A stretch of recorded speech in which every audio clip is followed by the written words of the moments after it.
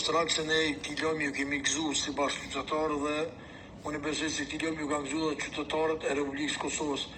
Është një reflektim i vogël i gjykatës speciale, e cila po mundohet tash të reflektoj dhe të përmirësoj gabimet e vetë që duke i bërë. Unë besoj se gjykata speciale është dashur merr vendime më herët edhe për krejat e ushtrisë për ofizorët që të lirojnë të gjithë të shtëpia me kusht derisa të vendos për një verdikt. Dhe unë shpresoj që do të jetë një verdikt pozitiv edhe për ta edhe për të gjithë ato që ndodhen në paraburgim.